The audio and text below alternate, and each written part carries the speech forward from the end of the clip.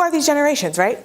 So we're going to be talking about the 4 working generations, or the 4 generations that you still see in the workplace today. So while our World War II folks may not be part of our workplace as often anymore, they're certainly still your members. And so we definitely want to still talk about our World War II folks.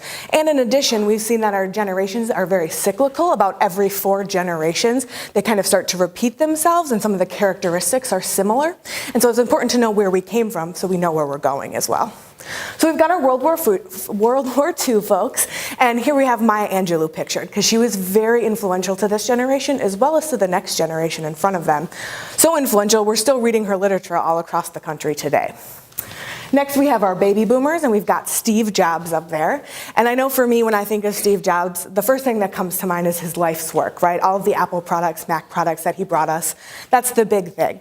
But I also think of the very stereotypical outfit that Steve Jobs wore, right? He had the black turtleneck, the jeans, and the Reeboks on.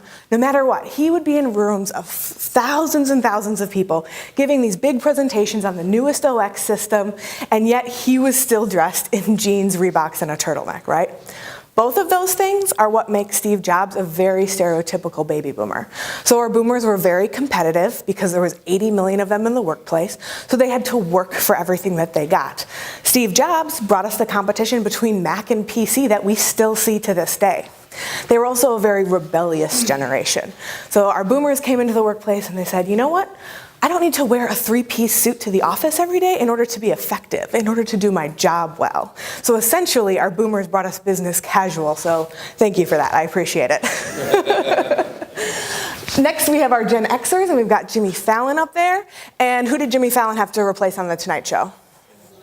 Jay Leno, right? Who's a baby boomer. So this is something that a lot of Gen Xers faced in the workplace because our boomers had kind of filled up the rungs of that corporate ladder. So Gen Xers had to wait for a boomer to retire in order to be able to move up in their career. And then finally, we have our millennial generation, and we have got the royal family up here because they're bringing about a lot of changes to the way that the world views the royal family and that the way the royal family kind of operates. Even just the other day, the Today Show was doing a little story on the royal couple, and they were talking about Kate Middleton's hemline or neckline or something along that effect. They said, is this something that royal women can wear? Is this appropriate for the queen or for some of the royal family to be wearing? And it was just so funny because that's kind of what millennials are doing. They're changing things up. So we're saying, is this appropriate for millennials to do this? So that's our millennial example. So I also have a symbol for you for each generation that hopefully moving forward will kind of help remind you about each generation and what they might stand for.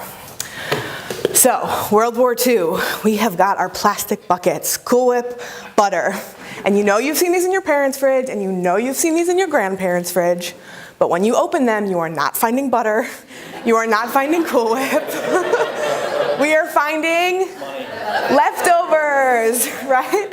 That is because this generation grew up during the Great Depression. So that as a result, they became a very frugal generation, or a generation of savers. For our boomers, we've got our black sheep. That's because, again, they were our rebellious generation. Not only did they bring us things like business casual, but also they opened up a lot of doors for women in the workplace as well. Before boomers, there was about 3 options for women: secretary, teacher, nurse, or homemaker. Those were kind of your options as a woman during those years. But our baby boomers kind of came up and said, you know what? There's other options out there. We can do more. So our boomers were very rebellious. With our Gen Xers, we have a box of Kraft macaroni and cheese. So that is because this was the latchkey generation. They were the first generation of kids to really see both parents entering the workforce. So as a result, they had to come home from school, take care of themselves, let themselves in, which is why we talk about them being the latchkey generation. They had the key around their neck, make their own food, do their own homework, take care of themselves. So as a result, they became that very independent generation. So as long as they had something easy, ready to go, they were going to be okay. They were going to be able to be that independent folks. And then finally, with our millennial generation, we have the plastic but Reusable water bottle, right? That's because millennials were taught that they can change the world, that they can make a difference, and that one person can make a difference. And so oftentimes college campuses like this, workplaces with younger workers in it, you're gonna see us carrying around one of these. And honestly, I don't even really know why I bring a prop anymore, because I always have my own water bottle with me. True to millennial form, I've always got my own. So again, our millennials were kind of taught that they can change the world. So by carrying around something like this, that's their way of showing this is my one way I'm trying to make a difference.